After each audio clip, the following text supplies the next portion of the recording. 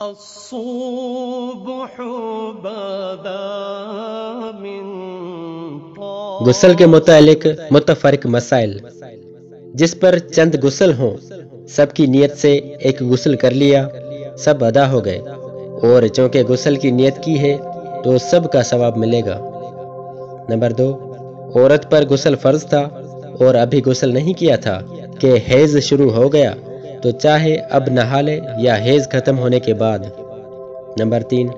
جس پر غسل فرض تھا اسے چاہیے کہ نہانے میں دیر نہ کرے۔ حدیث شریف میں ہے کہ جس گھر میں جنب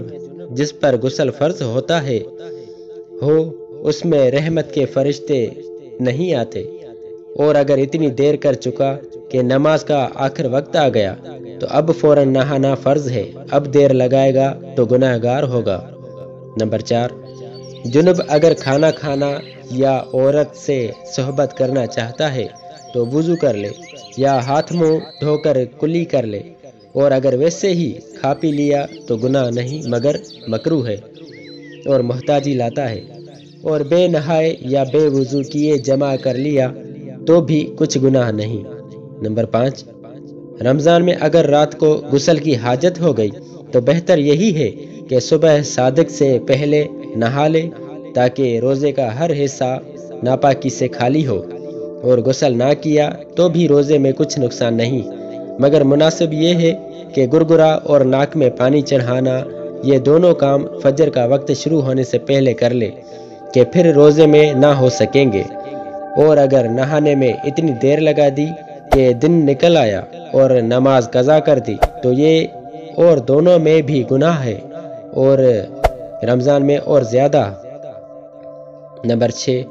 جس کو نہانے کی ضرورت ہو اس کو مسجد میں جانا، قرآن مجید چھونا یا بے چھوئے دیکھ کر یا زبانی پڑھنا یا ایسا تعویذ چھونا جس پر آیت لکھی ہوئی ہے حرام ہے۔ نمبر 7، قرآن جزدان میں ہو تو جزدان پر ہاتھ لگانے میں حرج نہیں، یوں ہی رومال وغیرہ ایسے کپڑے سے پکڑنا جو نہ اپنے جسم پر ہے نہ قرآن پر چڑھا ہوا تو جائز ہے۔ ہاں کرتے کی آستین، دوپٹے کے آنچل یا جو چادر چڑھی ہوئی ہے اس کے کونے سے چھونا حرام ہے۔ نمبر 8، درود شریف اور دعاؤں کے پڑھنے میں کوئی حرج نہیں، مگر بہتر یہ ہے کہ وضو یا کلی کر کے پڑھیں۔ نمبر 9، اذان کا جواب دینا ان سب کو جائز ہے۔ نمبر 10، قرآن کی کوئی آیت اگر دعا کی نیت سے پڑھی، جیسے شکر کے موقع پر الحمدللہ رب العالمین، یا بری خبر سن کر انا للہ و انا الیہ راجعون کہا تو کچھ حرج نہیں۔ نمبر 11، جس کا وضو نہ ہو اسے بھی قرآن کریم یا اس کی کسی آیت کا چھونا حرام ہے۔ ہاں بے چھوئے زبانی یا دیکھ کر پڑھے تو کوئی حرج نہیں۔